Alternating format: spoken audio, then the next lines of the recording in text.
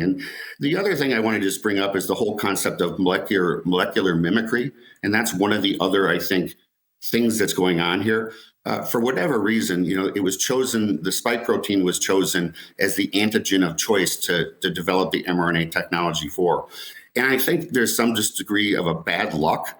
I think there's cross-reactivity, or what we call molecular mimicry, between the spike protein and a lot of our own tissues, like our nerve tissue.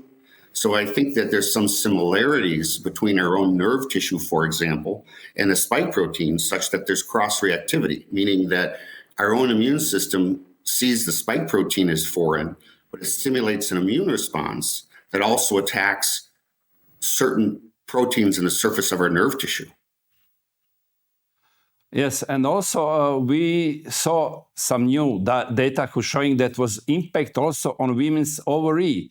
And we noticed in data in Croatia that just a few months after the vaccines start to roll out in Croatia, we felt unexplainable decrease of birth rate. Is there maybe have some connection with it? Well, for sure, there's increased risks, decreased birth rates, but also increased miscarriage rates.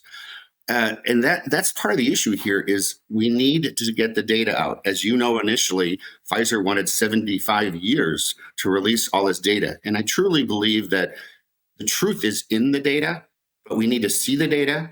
We need to discuss the data.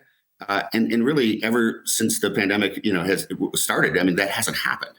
We have fought tooth and nail. I'm sure everyone across the world has fought tooth and nail to get the data. Here we have to basically submit FOIA after FOIA. So the FOIAs are the Freedom of Information Act releases that we can submit. And it's only with continued legal pressure that we've actually seen the data. And every time we see the data, it's more and more alarming, which raises more and more questions. But the problem here, at least in the United States I can speak for, is the media and our scientific communities are completely corrupted by pharmacy money. Again, if you come here to the United States, you can watch TV for an hour, and I guarantee you're going to see 4 to 6 commercials from pharma. It's illegal to do direct consumer pharma marketing anywhere except the United States and I think New Zealand. But pharma money here controls the media, and the media controls the narrative of what we discuss. And frankly, the federal regulatory agencies are supposed to be an independent agency, a watchdog. Like the FDA is supposed to be a watchdog, looking out for the American public and protecting them from drugs and medical devices.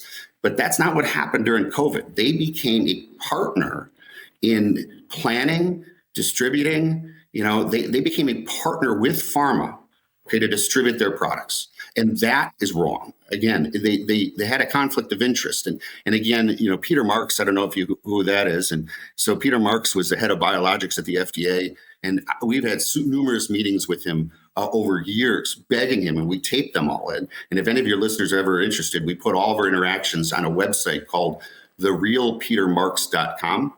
And we begged him to release more safety signals about adverse events that we knew, okay, and we were watching them happen, but he never would. And guess where Peter Marks now works? He works at Eli Lilly. So he now has a position he just took in pharma.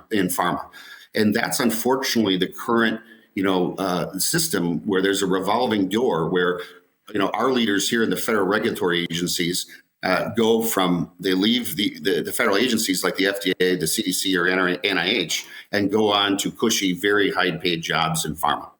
And that's their payout.